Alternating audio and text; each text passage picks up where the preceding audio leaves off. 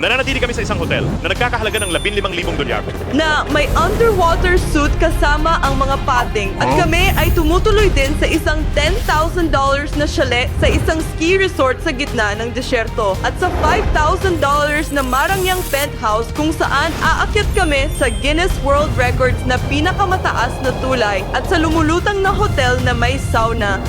Susuriin ng aming pamilya ang bawat hotel upang malaman kung alin ang pinakamahusay. Pero magsisimula tayo sa $1,000 na hotel. Muli! Ang hotel na ito ay pinili ng kapatid kong si Lisa. Hay, tara na! Binuksan niya ang kanyang alkansya at nakuha kami ng hotel na kaya niyang bayaran. Iyan lang ang nakuha ko, kaya pinili ko ang hotel na ito. Tara na!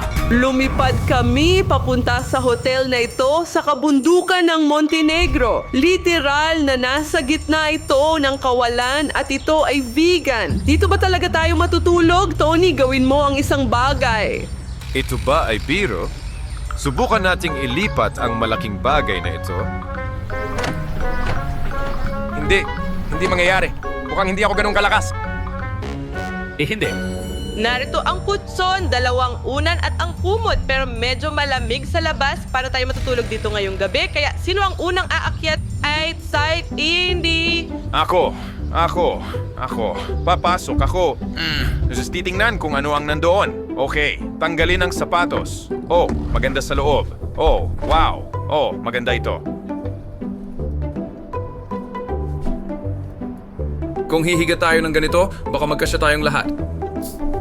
Oo, tingnan mo yan. Talaga bang kailangan kong pumasok dyan? Oo. Oh, nariyan si Glenn.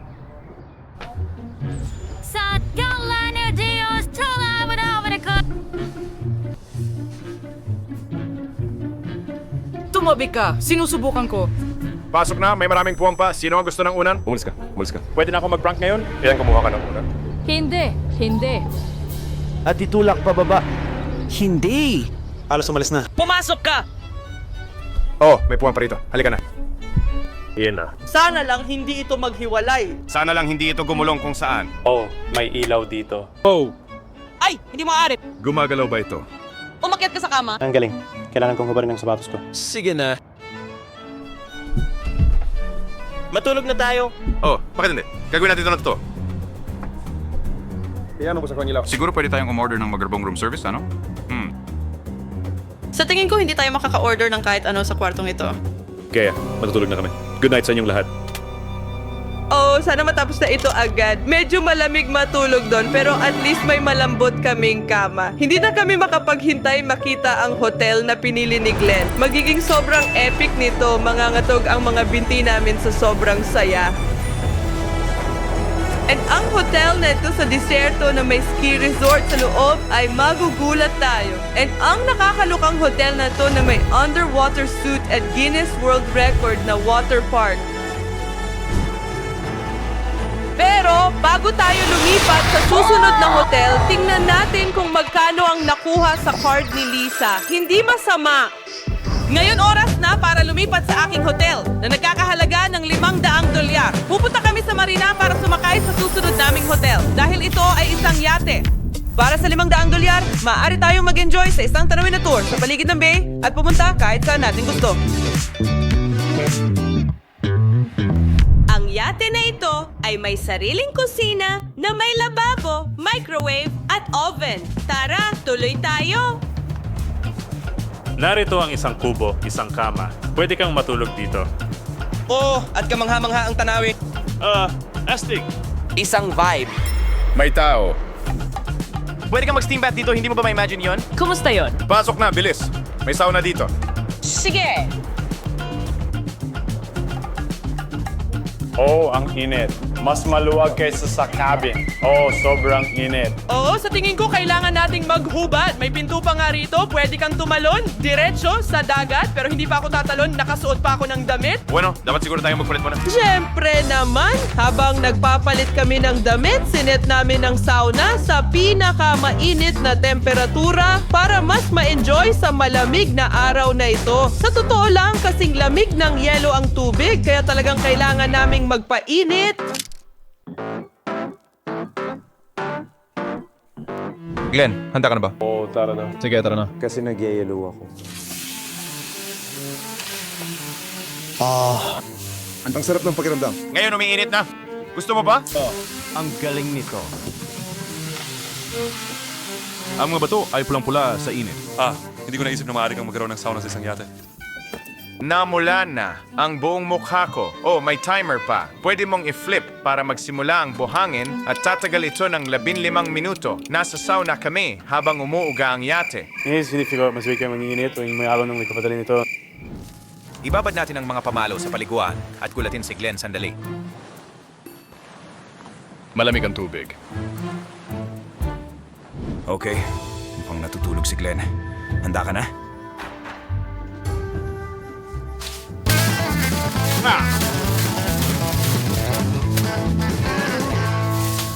Hindi naman masama. Sige, talo na tayo.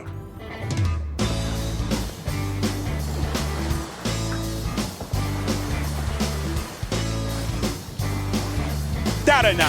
Wow!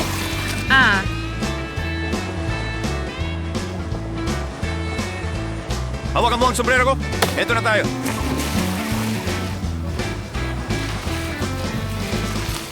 Oh, grabe! Parang 10 degree dito.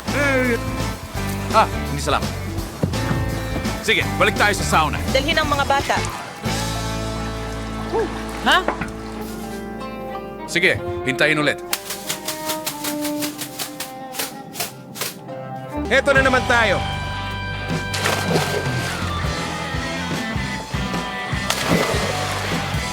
Oh, ang lamig ng tubig.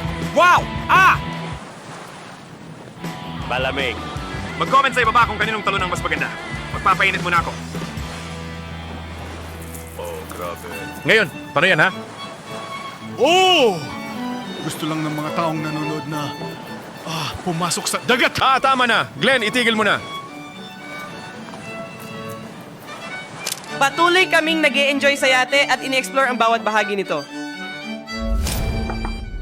Ano ang nasa loob niyan?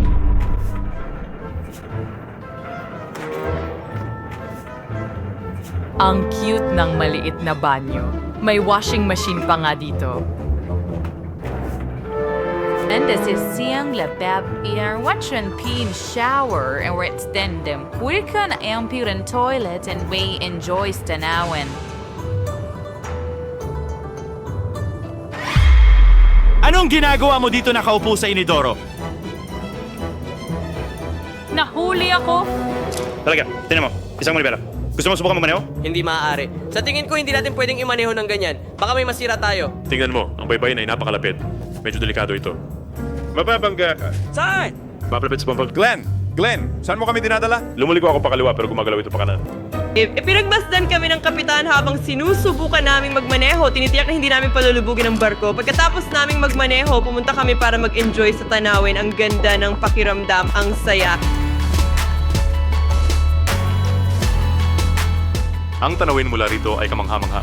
Lalo na ang mga bundok na ito na may niyebe.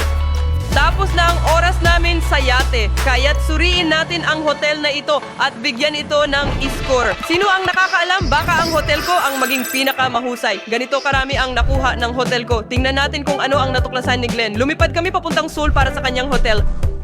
Pinili ni Glenn ang hotel na nagkakahalaga ng $5,000 sa pinakamataas na gusali sa Korea. Ang pasukan ay mukhang napaka-elegante, parang nasa pelikula kami.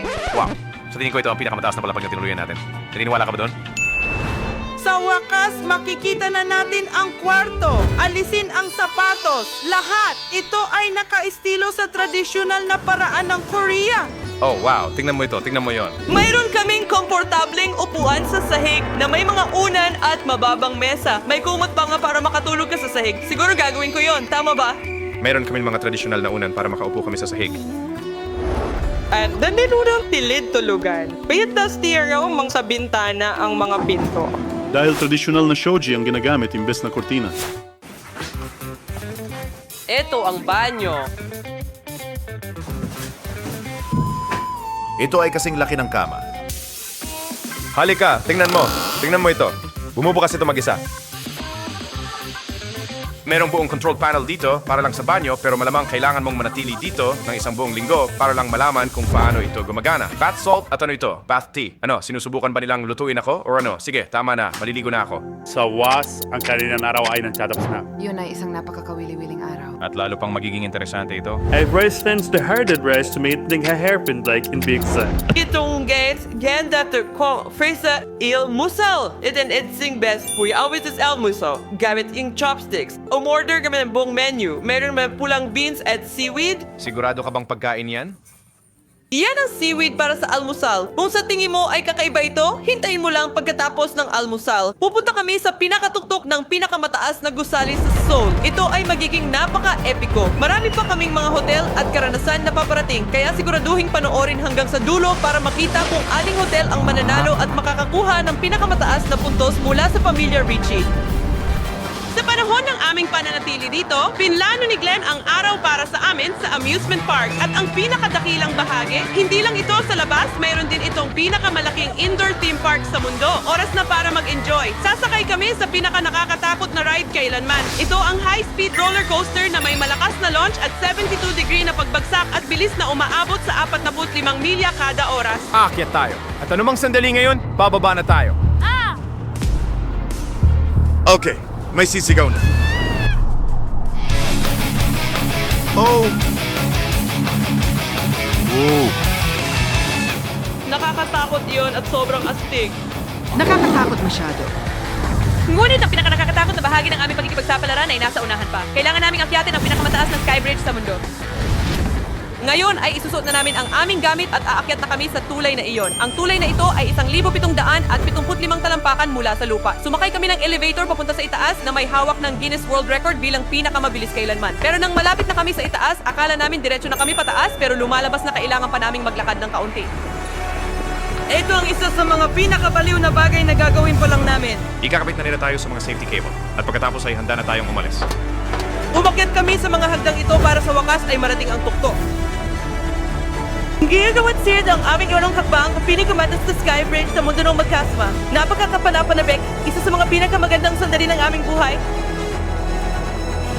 Sobrang takot kami na umupo sa glass bridge na ito. Sa wakas, narating na namin ang pinakatuktok at ngayon ay naglalakad kami sa tulay. Tingnan mo lang ang tanawin na iyon. Wow! Ang liit ng lahat mula rito sa itaas. At wow! Sobrang mahangin. Ganito ang nakuha naming score para sa hotel ni Glenn. Ngayon, papunta kami sa Dubai para sa mas komportableng hotel ni Helen. Ang hotel na ito ay talagang kakaiba, matatagpuan sa isa sa pinakamainit na lungsod at meron itong isa sa mga pinakanatatanging tampok sa mundo. Pero una, hanapin muna natin ang aming kwarto.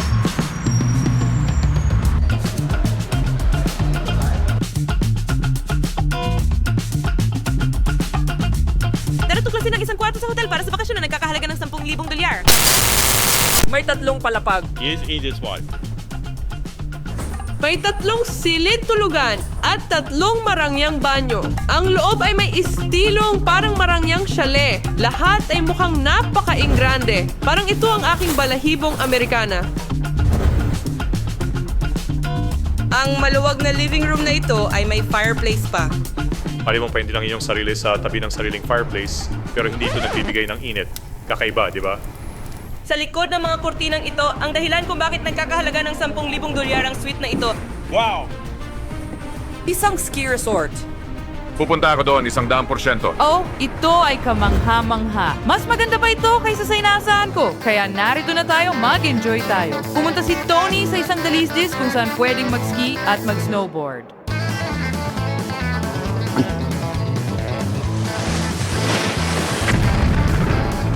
Malapit na kaming magtubig.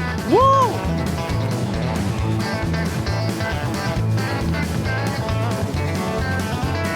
Pagkatapos ay sumakay si Tony sa isang snowzorball. Ang galing no. Hindi ka pa rin paniwala. Ang astig. Sunod, pumunta kami para makita ang mga penguin. Sobrang saya nilang makilala. Kumuha pa kami ng maraming litrato kasama sila. Nag-post sila para sa bawat isa.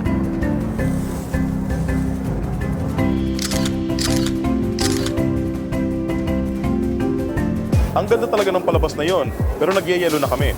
Oras na para uminom ng tsa. Oo, syempre. Nasa isang hotel kami na nagkakahalaga ng $15,000. At huwag kalimutan, ang pinakamahal na hotel sa video na ito ay paparating na. Tingnan mo ang sala na ito. Ito ang hotel na pinili ni Tony at magiging sobrang baliw ito. Ano? Oo, isang pating. Grabe! Puno ng dugo ang buong bibig nito! Yan ang pinakamalaking aquarium na nakita ko. At mag-i-enjoy din tayo sa higanting water park na may hawak ng record para sa pinakamaraming water slide sa isang lugar. Balik sa ski resort. Hindi ko itatanggi, medyo kakaiba ang matulog sa ski resort sa gitna ng disyerto. Oo, pwede tayong mag-swimming sa beach ngayon. At pagkatapos ay magyayelo kami sa nieve. Well, naging kamangha-mangha ang araw na ito, pero oras na para magpahinga tayo ngayon. At bukas ay magiging mas kapanapanabik pa. Ano ito? Makikita mo. Isa ito sa pinakakomportableng tulog ng buhay namin. Kagigising lang namin at may naghihintay na almusal sa kwarto, kaya kakain kami at babalik sa daan. Tingnan natin kung ano ang dinala nila sa amin. Glenn, ano ang nakuha mo? Omelette, nuggets, sausage. Kaya kung titingnan mo ito mula sa itaas, ito ay mukhang ngiting mukha. Ang almusal na ito ay napakataas ng antas pero hindi na kami makapaghintay na pumunta sa susunod naming hotel. Pagkatapos naming tapusin ang aming marangyang almusal, handa na kaming i-rate ang hotel ni Helen. Narito kung magkano ang nakuha nito. Sa wakas, papunta na kami sa hotel ni Tony na nagkakahalaga ng $15,000. Pumunta kami sa isla na Hugis Palace. Nananatili kami sa isang hotel na nagkakahalaga ng $15,000. Pumasok tayo! Ang marangyang hotel na ito ay may temang aquatic. Ang bawat maliit na detalye ay nagpapaalala sa atin ng dagat. Ang lobby ay talagang nagpa-wow sa amin. At susunod, ang aming kwarto sa hotel ay mas ikagugulat pa namin. Ngayon, tingnan natin ang kwarto. Ang laki-laki nito. Diyos ko!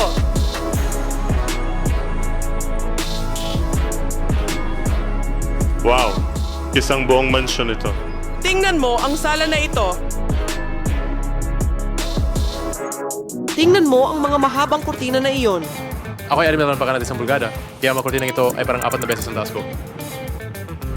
Mayroon ding lounge area at walk-in closet, pero ang pinakapanalo, meron kaming sariling pribadong elevator sa kwarto. Tara, akyat tayo. Ang bagal ng elevator. Sa wakas nakarating na. Wow, gawa ito sa kahoy. Parang medyo mababa. Mahal. Pupunta kami dito. Ang tagal naman. Gusto mo bang pabilisin? Tumalon? Hindi! Hoy, nandito na tayo. Buksan mo ang iyong mga mata. Wow, ano? Oh, isang pating. Wow. Uy, may mga pating. Tingnan mo. Wow, hindi maaari. Sobrang grabe! Tingnan mo, puno ng dugo ang buong bibig nito! Isa itong stingray. Ito ay kamangha-mangha. Tingnan mo ang totoong katawan. Wow, ang galing. Wow. Wow. Wow, parang sa Finding Nemo. May higanting aquarium kami sa halip ng mga bintana. Gaano kabaliw yon? Natulog kami dahil bukas ay magiging talagang epic na araw. At sinisimulan namin ang umaga sa isang kamangha-manghang almusal. Lahat ay mukhang napakasarap. Gutom na ako. Ngayon ang pinakakapanapanabik na bahagi ng aming pananatili sa hotel na pinili ni Tony. Ito ang pinakamalaking aquarium na nakita ko. Ang aquarium na ito ay may tema ng maalamat na nawawalang lungsod ng Atlantis at naglalaman ng mahigit 65,000 hayop dagat. Mer, utsvambindar aron sa itulim ng dagdoon. Tingnan mo ang pating na ito. Dum. Pero hindi lang iyon! Titingnan din namin ang pinakamalaking water park sa mundo na may mahigit 100 slides. Nakatayo tayo sa tabi ng pinakamalaking slide sa buong water park na ito. Ito ang may pinakamatarik na bagsak. Paano kung subukan natin ito? Hindi pwede. Hindi ako pupunta. Nasa tuktok tayo ng nakakatakot na slide sa parke. Kinakabahan ka ba? Ako nga. Masyado tayong mataas. Tara na. Walang dapat ikatakot. Wala pang namatay dito. Sana hindi ako! Maging una. Malapit na ang turn natin. Ang water slide na ito ay mataas at halos patayo na may bigla ang 60 talampakang pagbagsak. Ikaw ang mauna. Hindi malamig. At umabot ka ng bilis na 37 milya kada oras. Talagang hindi inirekomenda para sa mahihinang manlalangoy.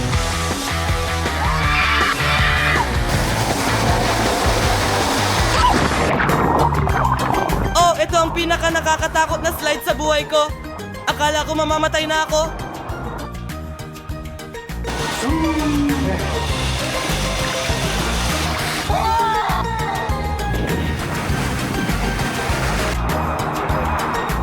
Yung water slide na at sa ako ng din. Pero susunod, Ganda is Iswak 1-star Michelin na restaurant.